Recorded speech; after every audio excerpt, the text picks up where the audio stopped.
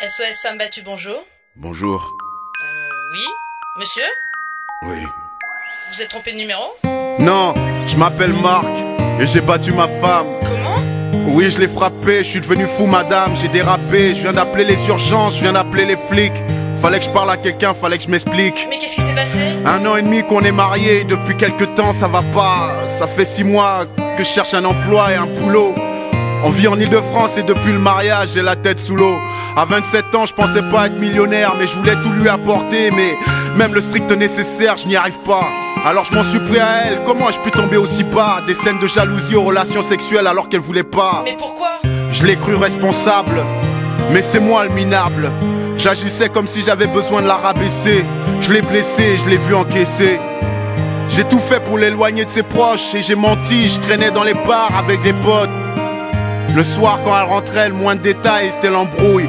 Et dans son regard, dans ses gestes, je voyais bien qu'elle avait la trouille. Je fais peur à ma femme et c'est mon drame. Son comportement a changé car j'ai été infâme. Mais vous avez essayé d'en parler à quelqu'un? Mais à qui? Je vais pas aller consulter un médecin, lui dire quoi? Elle a tenté de maintenir l'équilibre.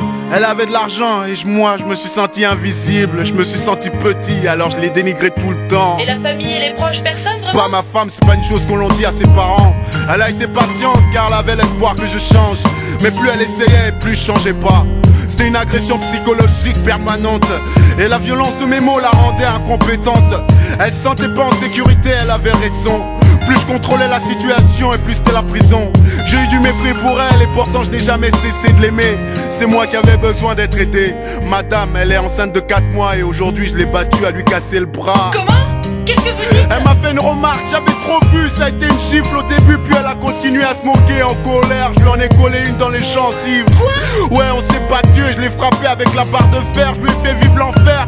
Mais je n'en tire aucune fierté, madame. Mais où est-elle? Elle est à terre, là, à côté de moi, inconsciente, je vous l'ai déjà dit, j'ai déjà appelé les urgences. Oh, mon oui, je Dieu. sais, j'ai été trop loin, j'ai pété un câble. Maintenant, je sais que c'est la fin. Non mais attendez, monsieur, Marc, continuez à parler. Est-elle encore en vie? Oui, je crois. Alors c'est de ma faute. Je bossais dans l'informatique à la maison, je remplissais mon rôle. Mais tout est parti de travers, je pensais que ça n'arrivait qu'aux autres. Mais quand c'est vous, c'est souvent qu'on le voit pas venir. J'aurais dû me ressaisir, je le sais.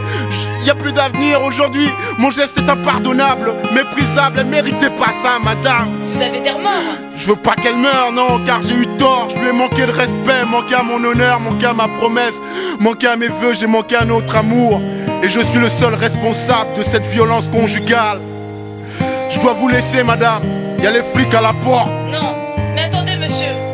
Marc, ne raccrochez pas. Allô? Allô? Marc? Ce morceau, c'est pour toutes les femmes battues.